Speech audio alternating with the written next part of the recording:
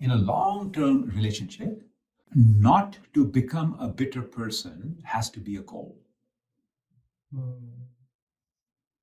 Okay. Because bitter people become unhappy, unhealthy, and other people that liked them in the past will not tell you up front, but slowly over time with friction will start not liking you and will start correcting you more and more vigorously, and you won't understand why you're correcting. Why am I being corrected now? And you'll feel they don't like me. The reason isn't they're doing something bad. Therefore, they have devolved, and now they have started to correct you. See, a person starts thinking this person is being nasty to me, not so nice to me. That's probably because they devolved. They used to be a nice person, now they're not nice. I'm still fine. Right? That's natural ego. So you start blaming other people for their devolution. But you caused it because by becoming a bitter person slowly. If people that were nice to you stop being as nice, you caused it 100%. Accept it. Because the solution is with you, inside you only, not with them. You'll say, but it's their fault. No. Whose fault is a useless question. In any relationship that has even an ounce of love, who's at fault is a useless question. In fact, it's a negative question and it will lead to bitterness. In a relationship where love has to be involved or is involved, you need to measure how grateful you are for other people's, whatever they do.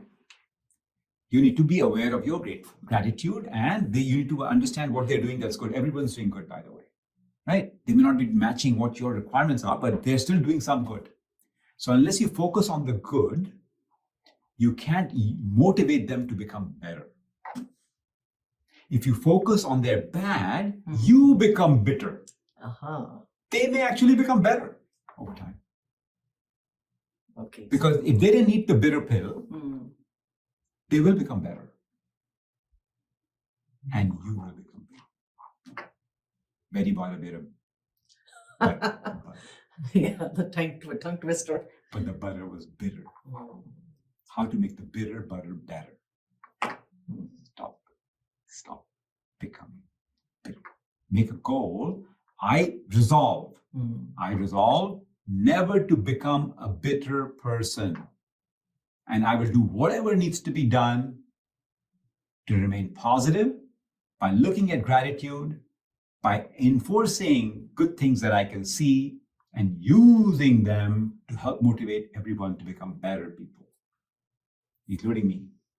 So look for the good in people. Look for things you can be grateful for. Okay. Because you cannot just look for good. It's not easy. I can find good, but if I don't allow it to seep into me, then the gratitude didn't happen, and the gratitude changes me. So what I mean is good means if you know your friend very well, you know there are certain things which they do which annoys you, right. But then you focus on the good. What are they good at? Right. I mean, what are their good qualities, good values, and you focus on that. You can. And that'll help. But it's not. But you have to be grateful for the good that they're doing. Okay. It has to be meaningful to you personally. Okay. Then that causes you to shift. You observing what they're doing good is like a work relationship. Okay. I can use that by praising them to get to do something else somewhere else. I don't have to live with them. It's not a personal relationship. Correct. Which means that I am carefully measuring when I will distill some praise. I will do measured praising for certain goals. So you'll do, let me just repeat that part. So you will do measured praising, and that is palatable, meaning that the person who's being measuredly praised for certain tasks knows and feels it. But in a relationship that has meaningful long-term value, you have to break it down into where you are grateful. I'm happy that at least this person does this and this and this. Right? That allows you to have the power to change and motivate them, if appropriate, to become better in the areas that are bothering you. like you said, something about your friend you have to tolerate, right? Mm-hmm. So then you say, you're so good here and here. I so appreciate it. It satisfies. So happy to have you as a friend. That one little thing bothers me. I eat that, no problem. But this bothers me. What bothers you? What bothers you? Oh, it's nothing. It's nothing. Then you explain, right? And now it's up to that friend, because you explain it in this way. They'll say, if I can change it, I will. But if I cannot, then I'll just apologize. But you didn't force them to. You said, I'm willing to accept it. Bothers me. I want you to know it bothers me, but it's okay because your good side is so good. So that way, it's an adult transaction. If that person can change, he will. If they cannot change, you have to accept. Why would you force them to change when they can't change? They'll just reject you. Yeah. If they say, I can't change that, and you hate me for that, there's no relationship here. And they'll start to withdraw their friendship and warmth to you. That happens to people. Okay? So, all right. So thank you for bringing, that was an important point, because we're going to go a little bit into malicious a little bit later, because the cure for all of this competitiveness is in some internal realization. We'll come to that. Okay. Now the question is, so we covered benign and malicious. Now what remains is, what is healthy competition? What's healthy competition? So the goal of healthy competition, therefore the signature of healthy competition, is that the goal is not to win. And you say, oh, then I'm not interested.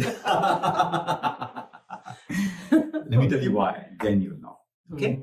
The goal is to learn the skills so that you can actually win in the real competition.